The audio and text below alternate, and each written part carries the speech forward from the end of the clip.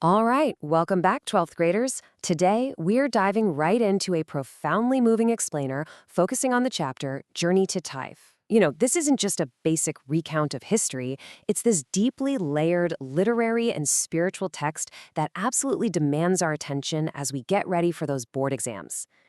So here is our game plan for today.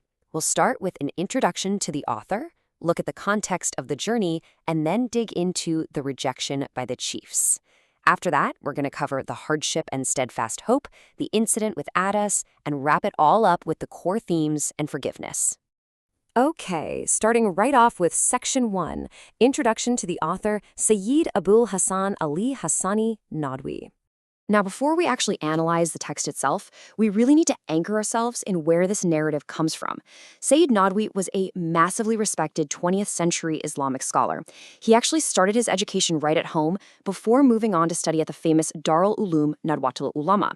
He was a truly prolific writer who dedicated his entire life to the intellectual and spiritual uplift of Muslims worldwide. And he wrote the incredibly influential Saviors of Islamic Spirit. His legacy is literally still educating us today. I want you to really lock onto this exact quote. Not before had mankind observed such magnanimity of character and delinquency and degeneration of a society. This is absolutely huge.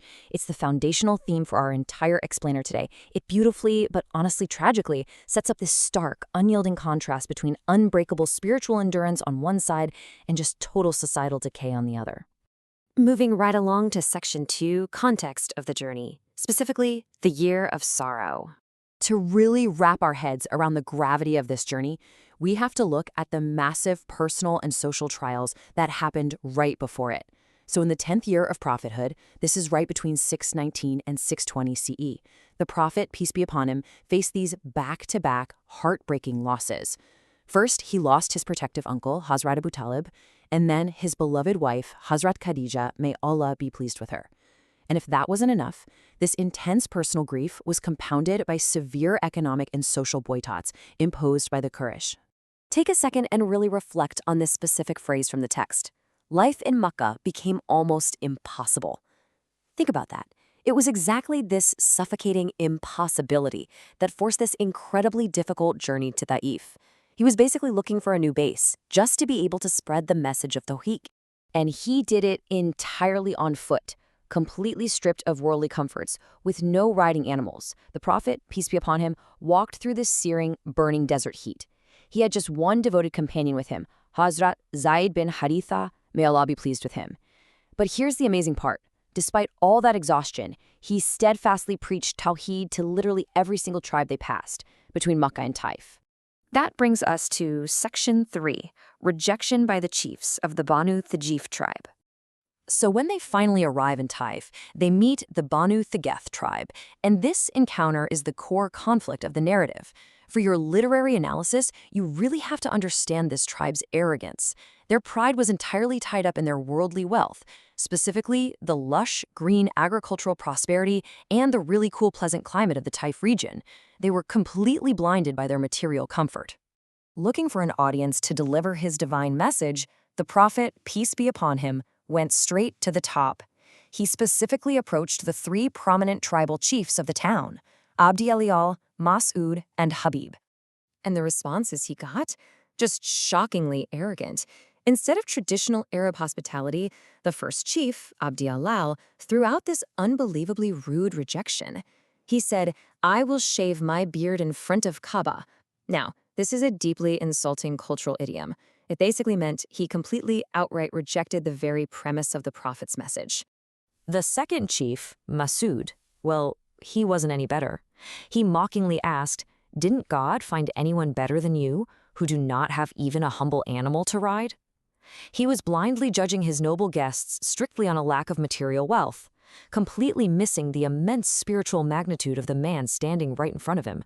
And then there's the third chief, Habib. He trapped himself in this weird, cowardly paradox, saying, "I don't want to talk to you. If you are a messenger, it is dangerous, but if you are lying, it doesn't befit me to talk to a liar."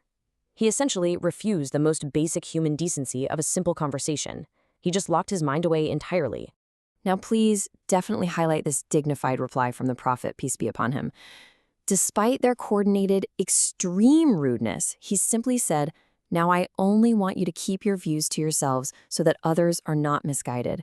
It's a brilliant display of magnanimity.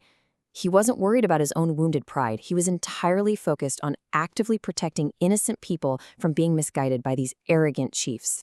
Which leads into Section 4, hardship and steadfast hope. Right after that verbal rejection, the historical narrative takes a deeply tragic physical turn.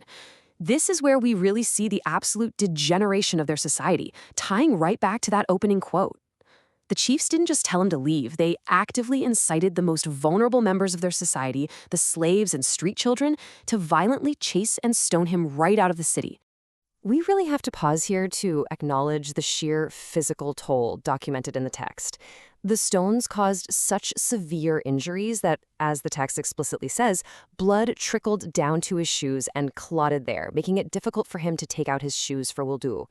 This is just the ultimate test of unwavering faith and endurance during an unimaginably horrific ordeal. Wounded, bleeding, and totally exhausted, he finally found physical refuge in an orchard located just outside the town. This orchard belonged to two brothers, Aqba and Sheba, the sons of Rabi'a. Seeing his battered condition, they actually took pity on him and had their slave take over a bunch of grapes to offer him some relief. Okay, moving to Section 5, the incident with Addis.